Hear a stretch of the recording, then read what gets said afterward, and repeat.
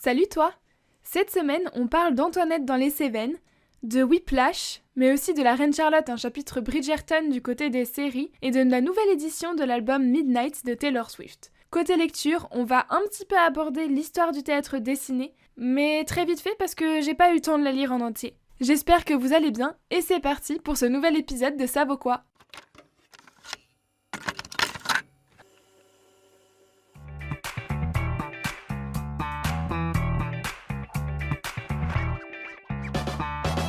Miss Swift is aiming somewhere even higher, a mode of timelessness few pop stars even bother aspiring to. Excuse me, have you seen Ruth? Brown hair, smile that would shake the earth, hates peas. A white man broke in today. A white man? No! Once men have tasted caviar, it baffles me how they settle for catfish. Quand on vient consulter, c'est qu'on a quelque chose à dire et quelque chose qu'on ne veut pas dire. Because baby, I'm not good enough. Bien sûr. No. Nom de Dieu, de putain de bordel de merde, de saloperie, de connard d'enculé de ta mère. Typical! Okay, let's do this thing.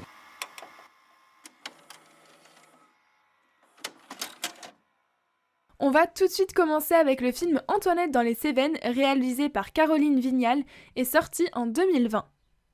Alors j'ai pu découvrir ce film grâce à la plateforme de streaming France TV qui est entièrement gratuite et qui est donc disponible sur internet. Elle est régie donc par France TV comme son nom l'indique et dedans vous pouvez retrouver plusieurs collections. Par exemple en ce moment il y a une collection pour le Festival de Cannes et ça vous permet parfois de découvrir des bons films que vous n'avez pas eu le temps d'aller voir en salle et c'est une plateforme de streaming qui est plutôt sympathique. Comme pour le dernier épisode, j'ai pas vraiment fait mon travail, donc je vais vous donner le synopsis d'Allociné.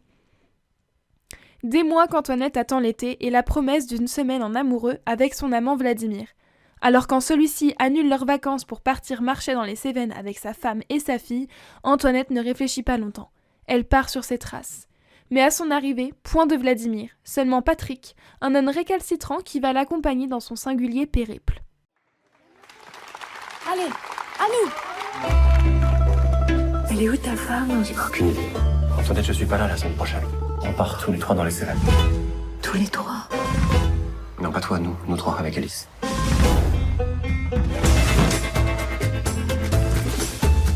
6 jours de marche, on est d'accord?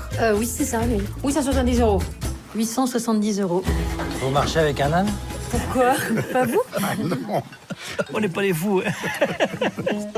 Bonjour Patrick. Voilà, s'il prend de la vitesse dans les descentes, hélicoptère, hein, il a peur, il s'arrête. Et pour avancer?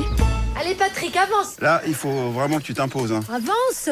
Faut que tu lui montres qui est le maître. Allez mon gros, on avance. Qu'est-ce qui va pas? Tu vas avancer, espèce de bourrique de merde. Vladimir, il me plaisait pas du tout. C'était pas du tout mon genre. Maîtresse? Alice. Ça alors hein. Ça alors, c'est extraordinaire. Je te demande une chose. Ne viens pas avec nous demain. C'est mon étape demain, ça va beaucoup grimper. Je vais rester un peu avec vous. Oh non, ça me gêne là. Non, bah faut pas. Je suis pas venue pour des bonnes raisons. L'important, c'est pas le but, c'est le chemin. Vous déjeunez pas avec nous? Vous déjeunez pas avec nous?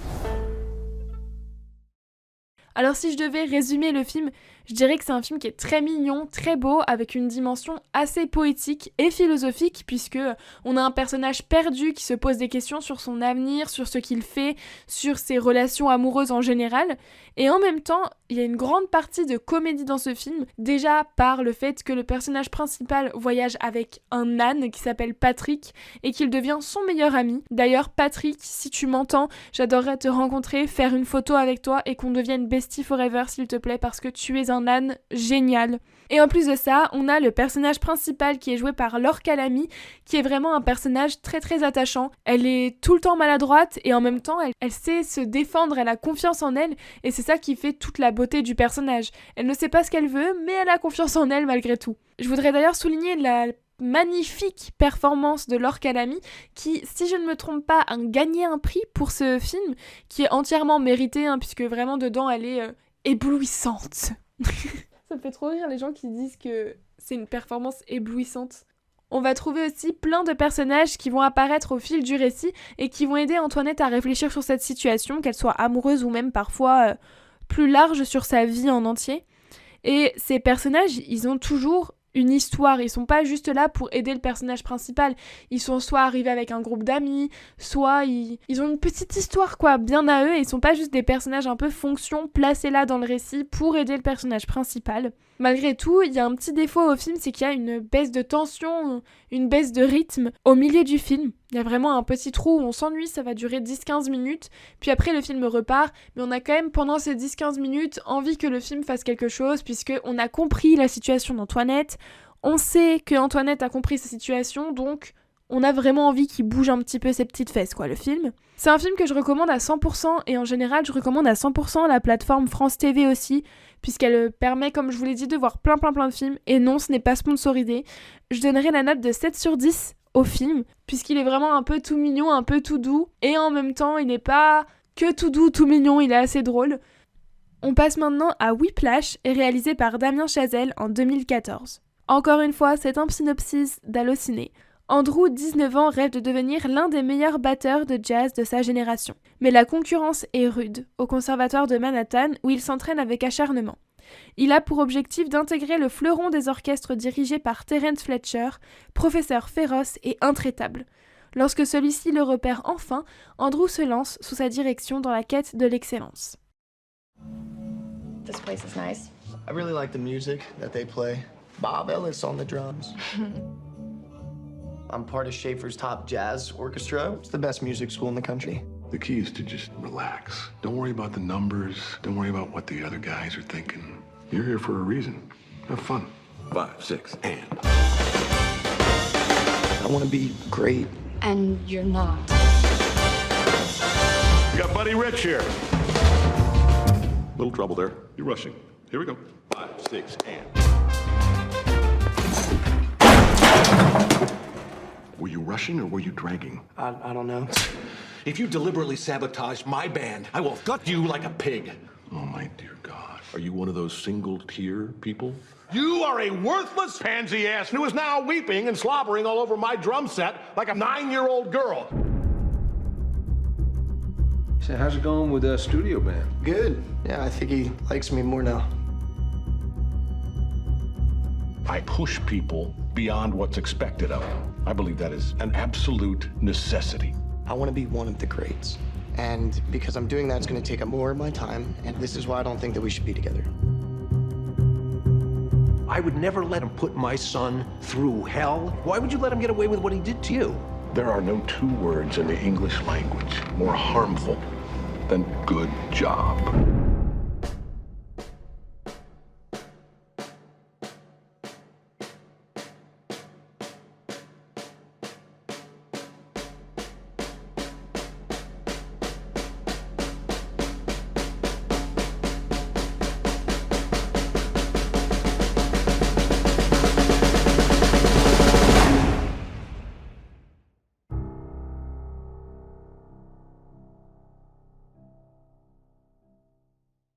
Alors au cas où si vous ne le connaissez pas, Whiplash c'est un thriller et il tient effectivement sa tension tout le long du film.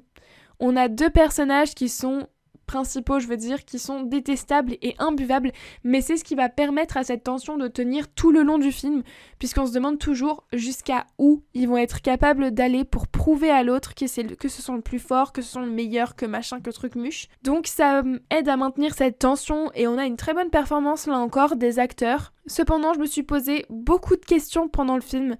Déjà une petite question un petit peu insignifiante, parce que bon, j'avoue elle est insignifiante, mais moi je me suis posé la question. Pourquoi c'est la couleur verte qui est dominante tout le long du film? Parce que pour moi, le vert, je l'associe au dégoût ou alors à la jalousie. Alors certes, la jalousie entre les 2 personnages principaux, ça peut marcher, mais pour moi, ça reste pas le sujet principal. Pour moi, le sujet principal, c'est la quête de reconnaissance, l'envie d'être reconnu par ses pairs, mais aussi par le public. Donc, pourquoi mettre en avant la jalousie à l'écran ? Enfin, je sais pas trop. C'est une petite question qui m'a perturbée. Après, c'est peut-être moi qui lis la couleur verte comme le dégoût ou la jalousie, alors que ça se trouve, ça veut pas du tout dire ça. Une autre question qui, là, cette fois-ci, est un peu plus importante. Tout le film montre son amour pour le jazz, pour ce genre musical, passion pour la musique. Alors qu'au final, pour dépeindre ce milieu du jazz, les 2 personnages principaux sont blancs. C'est vraiment un milieu qui n'est pas du tout blanc, alors pourquoi ne le représenter que par des personnages principaux qui le sont blancs ? C'est une petite question que je me suis posée. Donc malgré ces questionnements, ça reste quand même un très bon thriller, et je vais donner la note de 7 sur 10, parce que j'étais pas mal en tension tout le long du film, même si par moments ces questionnements m'ont un petit peu sorti du film. On passe maintenant aux séries avec La Reine Charlotte, un chapitre Bridgerton, disponible sur Netflix.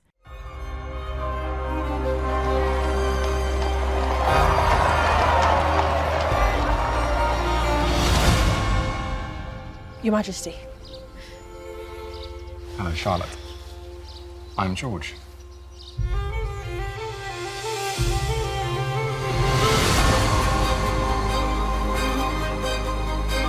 Your marriage is the business of this country. This cannot go wrong. You are the first of your kind. You must secure your position.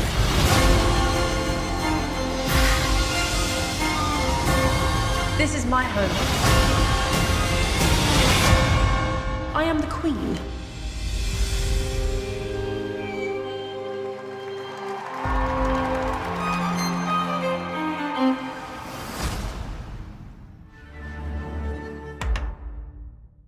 Alors je vous en avais déjà parlé du premier épisode seulement la semaine dernière, et mon avis n'a pas trop changé. S'il a changé, c'est plus dans le positif, mais il a pas tant que ça changé du premier épisode. J'ai vraiment adoré cette série. Déjà, c'est pas très étonnant puisque j'adore l'univers Bridgerton en général, et que cette série, elle est 100% inspirée de l'univers de Bridgerton, mais elle a quand même sa propre patte, comme je le disais, pour parler de l'épisode pilote. On comprend l'appartenance à l'univers de Bridgerton par ces personnages qui donc du coup vacillent entre la série principale et la série sur la Reine Charlotte. On comprend aussi par l'importance des plans sur les mains. Si vous avez vu la série Bridgerton, vous comprenez ce que je veux dire. Il y a vraiment quelque chose avec les gros plans sur les mains des personnages. Mais les thèmes abordés sont totalement différents, puisque là, la question principale n'est pas de savoir avec qui les personnages vont terminer, puisqu'on sait déjà qu'ils terminent ensemble. Dès le premier épisode, en fait, il n'y a pas de mystère, ils sont déjà ensemble, ils se marient dès le premier épisode. Les différentes problématiques, on va dire, c'est de savoir si les personnages s'adaptent à leur rôle de roi et reine, s'ils ont les épaules pour ça, pour surmonter la pression. C'est aussi de savoir si cette nouvelle société qu'ils essayent de créer, sans différence entre les noirs et les blancs, va fonctionner, parce qu'ils portent cette tâche, en fait, de fonder cette nouvelle société sans racisme, sans a priori sur l'autre. Et c'est vraiment très important dans la série, heureusement d'ailleurs, mais ça va apporter beaucoup de tension, et c'est ça aussi qui va faire que la série paraît un peu au-dessus même parfois de l'univers Bridgerton, parce qu'il y a des vraies problématiques importantes, il n'y a pas que des problématiques un peu amoureuses quoi. Sans trop en dévoiler, la fin de la série, elle est à la fois magnifique et super triste, et tout ça c'est grâce à un mélange du passé et du présent. C'est-à-dire que les 3/4 de la série se passent dans le passé de la reine Charlotte quand elle est encore jeune et qu'elle vient de devenir reine, mais on a quelques scènes qui se passent dans le présent de l'univers Bridgerton, c'est-à-dire quand la reine est dans la quarantaine, cinquantaine, je dirais à peu près. Et donc c'est ça qui est beau, puisque ces scènes qui se passent lorsque la reine est, on va dire, plus âgée, elles ont un impact sur les scènes du passé, c'est-à-dire qu'on comprend un peu plus ces scènes du passé et pourquoi ces personnages se battent dans le passé en fait. Et ces scènes dans le présent de la reine Charlotte, elles vont à la fois apporter un petit peu de comédie à la série, puisque la série n'est pas toujours drôle, mais elle va aussi apporter parfois des éléments déchirants et même des moments où on est un peu gêné, on n'a pas envie d'être devant notre écran, puisque ces scènes se passent principalement entre la reine et ses enfants. La scène finale de la série, vous allez voir, elle est vraiment déchirante et magnifique à la fois, donc c'est un petit peu... On finit la saison 1, on est un petit peu en mode... Ah, je sais pas trop où me placer, est-ce que je suis heureuse, est-ce que j'ai pas du tout... Genre, je suis plus dans un mood de tristesse, on est un petit peu perdu à la fin de cette série, mais c'est ce qui fait aussi qu'elle est géniale. D'ailleurs, pour une possible saison 2, parce que je me demande si elle a été renouvelée ou pas, j'ai pas envie. Je vous avoue, vu comment la saison 1 se termine, j'ai vraiment pas envie qu'il y ait une saison 2, puisqu'on se termine sur un truc où on sait que après, ça ne va ne faire qu'aller moins bien. Donc j'ai pas envie de voir la suite. Mais on verra bien, puisqu'on sait aussi un des thèmes importants qui est abordé, c'est la maladie mentale avec le personnage du roi. Et j'ai pas envie d'aller plus loin, puisqu'on sait après que ça va aller de moins en moins bien. Et j'ai vraiment pas envie de voir ça. Moi j'ai envie de les voir heureux. Voilà, j'ai envie de voir juste le tout début de leur relation, quand ça allait bien, et puis c'est parfait, hein. Hop, pas plus loin. Donc je recommande cette série à 100%, comme la série principale de l'univers de Bridgerton, hein, vous vous en doutez vu ce que j'ai dit au début, et je lui donne la note de 9 sur 10. On va maintenant passer à la musique avec la nouvelle édition de l'album Midnight par Taylor Swift. Alors, cette réédition de l'album Midnight s'appelle Midnight Till Dawn et nous permet d'avoir une partie des chansons de l'édition Midnight. Donc dans cette nouvelle édition, on va retrouver des musiques qui faisaient partie de l'édition Midnight 3am qui était seulement disponible sur les plateformes de streaming ou en version digitale, je crois, de téléchargement. Donc par exemple, on a la chanson The Great War, Paris ou encore Dear Reader. Cet accent anglais est magnifique. Mais on va aussi retrouver 3 nouveaux titres comme Hits Different qui étaient d'abord disponibles à l'achat en téléchargement digital seulement, Snow on the Beach, une nouvelle version avec plus de Lana Del Rey dedans, et un remix de Karma déjà disponible dans l'album principal avec la rappeuse Ice Spice. Alors, je suis fan, très grande fan de Taylor Swift depuis que je suis toute petite. Donc autant vous dire que dès qu'un album ou une chanson de Taylor Swift va sortir, on va en entendre parler dans ce podcast. Je dois avouer que j'ai énormément de mal avec cette nouvelle édition de Midnight. Pourquoi ? Alors, c'est une démarche qui est purement capitaliste et j'ai l'impression qu'elle ne s'en cache même plus, dans le sens où c'est normal que des artistes veulent se faire le plus d'argent possible sur leur art, c'est pas du tout ce que je dis, hein. Pour moi c'est logique, il faut bien vivre. Le truc c'est que sortir une édition de luxe, elle l'a déjà fait avec la version 3am et on n'a même pas pu l'acheter en version CD puisqu'elle a décidé de ne pas la vendre en version matérielle. Elle a vendu certains de ses titres comme Hits Different en version de téléchargement digital sans version physique. Ce qui a fait que y a pas eu... Mais en fait là j'ai l'impression qu'il y a vraiment juste une envie, c'est de se faire le plus d'argent possible et de rester le plus longtemps possible dans le top 100 du Billboard américain et c'est tout ce qu'elle veut. Et du coup ça me fait un peu mal parce qu'il y en a beaucoup de fans qui pensent... En fait je pense que ce dégoût de cette version, de cette édition, elle vient aussi du fait qu'il y a énormément de fans de Taylor Swift qui sont là en disant que oui elle a fait ça pour nous parce que ça fait longtemps qu'on lui demande d'avoir It's Different sur un CD et puis aussi elle a fait ça pour nous parce qu'on lui a dit qu'on voulait la version 3am sur un CD. Non, elle fait pas ça pour nous. Enfin, vraiment, elle fait ça juste pour avoir plus d'argent. Elle a vu que c'était une demande de ses fans, donc elle s'est dit « Oh, si je le fais, ils vont acheter. Donc c'est sûr que je vais avoir plus d'argent. » Et c'est cette démarche un petit peu capitaliste dont j'ai du mal dans le sens où j'ai l'impression que maintenant, elle s'en cache même plus. C'est vraiment juste faire de l'argent, faire de l'argent, faire de l'argent. Si je passe cela et que je passe vraiment que des nouvelles chansons, il y en a certaines qui me plaisent et d'autres pas du tout. Déjà, je vais commencer par la nouvelle version de Snow on the Beach avec plus de Lana Del Rey. Pour moi, c'est un gros win. J'aime beaucoup plus la version avec Lana Del Rey que la version où elle ne fait que les chœurs, parce que sa voix, elle apporte une mélancolie, une tristesse à la chanson et une douceur que Taylor Swift n'apportait pas et qui, je trouve, va beaucoup mieux à la musique. Donc j'aime vraiment beaucoup plus la version avec Lana Del Rey. Pour la chanson Hits Different, c'est une chanson qui est un peu douce amère. Parce que d'abord, on va l'écouter, on va être là en mode « Ah mais la musique, elle est super, elle donne la pêche, hein, c'est génial !» Et puis après, on va se mettre à écouter les paroles et on va être là en mode « Quoi ? Elle parle de ça, mais c'est tellement triste !» C'est un peu bizarre parce que c'est pas la première fois qu'elle fait ça, où on a une chanson super pop avec des paroles super tristes. Et je trouve que ça va très très bien les deux ensemble puisque c'est quelque chose dont je suis habituée chez Taylor. Et j'aime bien cette chanson, mais je trouve que c'est pas non plus la chanson de l'album, quoi. Ça va pas me... C'est pas exceptionnel, quoi. Elle a fait bien mieux déjà avant. Et maintenant, on va passer au remix de Karma avec Ice Spice. Et là, j'aime pas vraiment la chanson. Je dois l'avouer, j'aime pas vraiment la chanson. J'en vois pas l'utilité en fait de ce remix, sachant que Karma en lui-même tenait déjà bien. Et ce qui me gêne dans l'histoire, c'est que ça se voit à 100% que Ice Spice, sa partie dans la musique, c'est juste vraiment une pièce rapportée en plus pour faire une chanson en plus, parce que pourquoi pas faire une musique avec Ice Spice. J'aurais vraiment préféré qu'elles collaborent ensemble entièrement sur une musique qu'elles auraient écrite de A à Z ensemble, ou qui était pensée dès le départ pour avoir une partie rappée, parce que là je trouve que ça va pas du tout avec. J'aimerais vraiment voir les deux artistes collaborer sur une œuvre qui est faite pour en fait, parce que je pense que ça pourrait vraiment marcher. Et en ce qui concerne le clip de ce remix de Karma, j'ai aussi beaucoup de mal. Pourquoi ? Je sais qu'elle est beaucoup aimée, ce clip est beaucoup aimé dans la communauté des fans de Taylor Swift. Moi, ce n'est pas mon cas parce que j'ai vraiment l'impression que... Alors oui, c'est des séquences où les deux chanteuses sont très très jolies, très bien habillées, elles représentent des déesses. Oui, ok, c'est cool, c'est sympa, mais ce qui me gêne, c'est que c'est des séquences qui sont pas vraiment approfondies, dans le sens où ça va être vraiment juste un enchaînement de séquences où « Oh, elle est habillée comme ça, oh, elle est habillée comme ça », et en fait, c'est juste un clip je suis sûre à 100% avec des milliers de easter eggs pour les prochains albums de Taylor Swift ou les prochains concerts, et je suis en mode bon, c'est cool hein, mais parfois tu peux faire des clips juste pour faire des clips et mettre en avant ta chanson. Donc là c'est peut-être un petit peu à un moment, je suis saoulée par les méthodes de la chanteuse, je reste fan d'elle quoi qu'il en soit, hein, je le vois bien parce que j'écoute toutes ses musiques quand même, mais j'avoue que j'ai beaucoup plus de mal avec la nouvelle démarche. Enfin, c'est pas une nouvelle, mais avec la démarche actuelle sur l'album Midnight. Et j'ai l'impression qu'à force d'avoir autant d'éditions, ça peut gâcher un petit peu la perception de l'album pour les fans, du moins de mon côté. Pour terminer, on va maintenant parler d'un livre. Enfin, en parler. On va pas beaucoup en parler parce que j'ai pas eu le temps de le finir puisque c'est un livre qui fait presque 500 pages.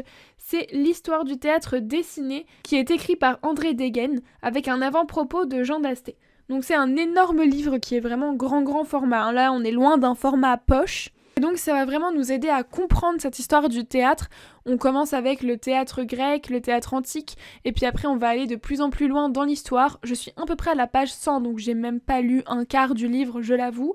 Mais c'est vraiment sympa, il y a beaucoup de dessins, mais aussi beaucoup de textes, ce qui permet d'illustrer les propos de l'auteur, parce que parfois il y a des mots de vocabulaire un peu plus compliqués. Par exemple, on va avoir le vocabulaire grec sur la scène, comment ils appelaient la scène, comment ils appelaient tel masque, comment ils appelaient tel truc. Donc avoir les dessins à côté qui nous permettent d'associer une image au nom, c'est beaucoup plus simple de comprendre ce qui se passe. Et c'est pour moi une bonne manière de s'approprier l'histoire du théâtre.